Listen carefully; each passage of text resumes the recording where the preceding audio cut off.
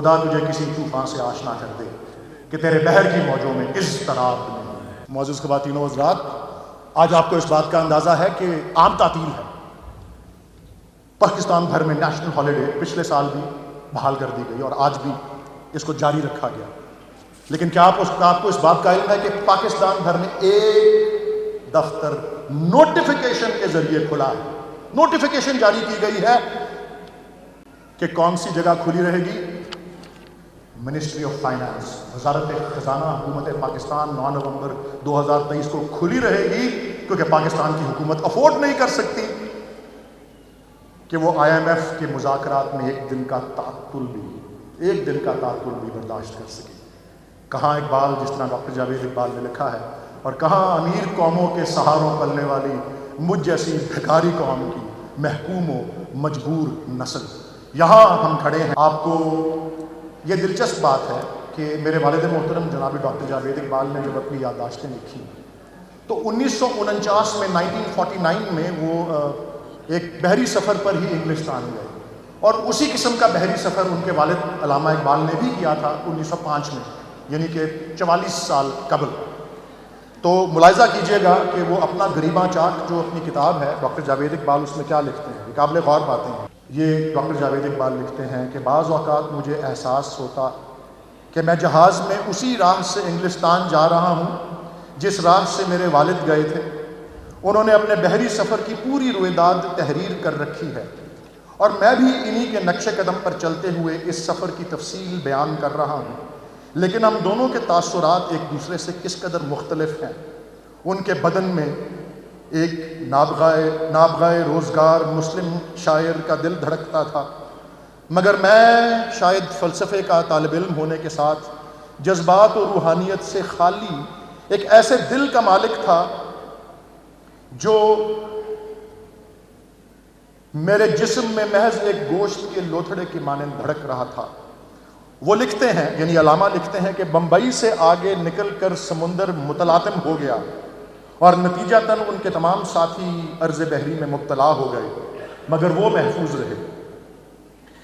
اس طرح کراچی سے رخصت ہو کر جب بحیرہ عرب کی موجیں اوپر اٹھنے لگیں تو میں بھی ان کی طرح سمندری عارضہ سے محفوظ رہا۔ حالانکہ یعنی کہ علامہ کو نہ سی سکنس ہوئی، نہ ڈاکٹر جاوید اقبال کو ہوئی، مجھے بھی اتفاق سے سی سکنس جو ہے وہ بالکل نہیں ہوئی۔ حالانکہ موج، ان کے کوئی دوست تھے، میرے دوستوں کے سمیت مسافروں کی اکثریت اگلے روز صبح ناشتے پر موجود نہ تھی۔ میرے والد یعنی علامہ اقبال سمندر کے نظارے سے میرے والد پر سمندر کے نظارے نے گہرا اثر کیا۔ فرماتے ہیں، اب یہ علامہ اقبال اپنے ایک خط میں تحریر کر رہے ہیں۔ علامہ کے الفاظ کچھ یوں ہیں: جہاز کے سفر میں دل میں سب سے زیادہ اثر ڈالنے والی چیز سمندر کا نظارہ ہے۔ باری تعالیٰ کی قوت لا امتناعی کا جو اثر سمندر دیکھ کر ہوتا ہے، شاید ہی کسی اور چیز سے ہوتا ہو۔ حج بیت اللہ میں جو تمدنی اور روحانی فوائد ہیں، ان سے قطع نظر کر کے ایک بڑا اخلاقی فائدہ سمندر کی ہیبت ناک موجوں اور اس کی خوفناک وسعت کا دیکھنا ہے، جس سے مغرور انسان کو اپنے ہیچ محض ہونے کا پورا یقین ہو جاتا ہے۔ آج 12 ستمبر 1905 کی صبح میں بہت سویرے اٹھا ہوں۔ جہاز کے جاروب کش ابھی تختے صاف کر رہے ہیں،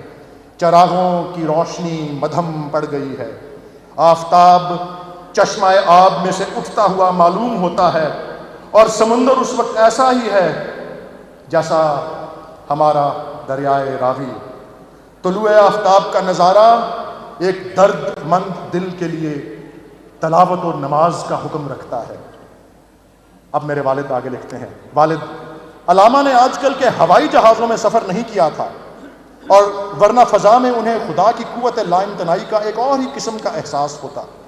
وہ فرماتے ہیں کہ سمندر کی خوفناک وسعت دیکھ کر مغرور انسان کو اپنے ہیچ ہونے کا احساس اور یقین ہوتا ہے،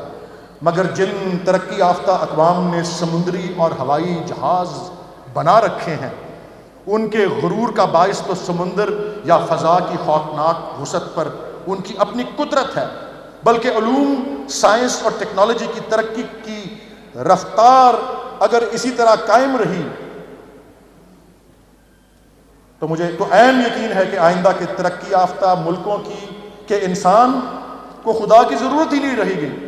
اور خدا یا اس کی قوت لا امتناعی کا احساس صرف پسماندہ اقوام تک ہی محدود ہو کر رہ جائے گا۔ یہ ڈاکٹر جاوید اقبال لکھتے ہیں۔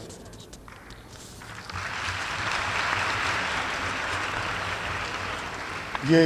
12 ستمبر 1905 کا ہی ایک خط جاری ہے ساحل عرب کے قریب سے، جب حضرت علامہ اقبال کا بحری جہاز گزرتا ہے، اور میں ان کا شعر پہلے سے عرض کر دوں، مجھے شروع میں ہی عرض کر دینا چاہیے تھا کیونکہ آخر میں بھی اس سے ملتا جلتا شعر عرض کروں گا۔ خدا تجھے کسی طوفان سے آشنا کر دے کہ تیرے بحر کی موجوں میں اضطراب نہیں۔ اور اسی طرح یہی حرکت کا اصول سلطان ٹیپو کی وصیت، جو ان کی ایک مشہور نظم ہے، اس کے پہلے 2 اشعار میں بھی اسی قسم کی بات کا ذکر آتا ہے کہ یو کانٹ ریسٹ، سکون میں موت ہے۔ کہتے ہیں تو رہ نورد شوق ہے منزل نہ کر قبول، لیلا بھی ہم نشیں ہو تو محمل نہ کر قبول، اور اے جوئے آب بڑھ کے ہو دریائے تند و تیز،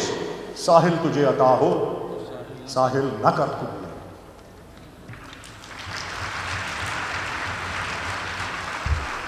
اب میرے والد لکھتے ہیں کہ ساحل عرب عدن کے خلیج گلف آف ایڈن میں جب بحری جہاز جاتا ہے اور حضرت علامہ اقبال کو سرزمین حجاز کا دیدار ہوتا ہے، عربین پیننسولا سرزمین حجاز کا دیدار حضرت علامہ اقبال کرتے ہیں زندگی میں پہلی دفعہ، تو ساحل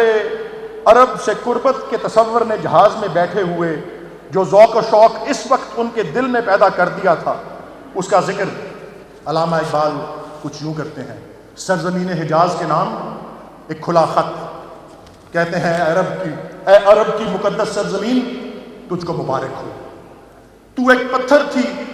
جس کو دنیا کے معماروں نے رد کر دیا تھا، لیکن ایک یتیم بچے نے نہ جانے تجھ پہ کیسا فرسوں پڑ ڈالا کہ موجودہ دنیا کے تہذیب و تمدن کی بنیاد تجھ پر رکھی گئی۔ اے پاک سرزمین، تیرے ریگستانوں نے ہزاروں مقدس نقش قدم دیکھے ہیں، اور تیری کھجوروں کے سایوں نے ہزاروں ولیوں اور سلیمانوں کو تمازت آفتاب سے محفوظ رکھا ہے۔ اے کاش کہ میرے بد کردار جسم کی خاک تیری ریت کے ذروں کے ساتھ مل کر تیرے بیابانوں میں اڑ سکے، اور یہی آوارگی میری زندگی کے تاریک دنوں کا کفارہ ہو۔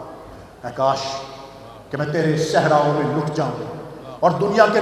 تمام سامانوں سے آزاد ہو کر تیری تیز دھوپ میں جلتا ہوا، پاؤں کے آبروں کی پرواہ نہ کرتا ہوا اس پاک سرزمین میں جا پہنچوں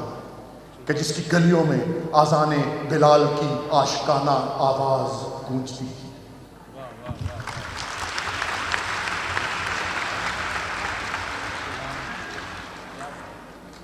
اب ڈاکٹر جاوید اقبال لکھتے ہیں اس خط کو، کھلا خط جو میں نے آپ کو پڑھ کے سنایا اس کے بعد، کہ میرے والد کو بیت اللہ کا حج نصیب نہ ہوا تھا، مگر جذبہ عشق رسول صلی اللہ علیہ وسلم کی شدت کا یہ عالم تھا کہ ساحل عرب کے نزد نے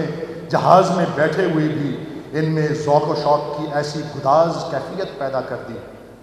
کہ مجھ جیسا عقل کا غلام اس کا تصور بھی نہ کر سکتا تھا۔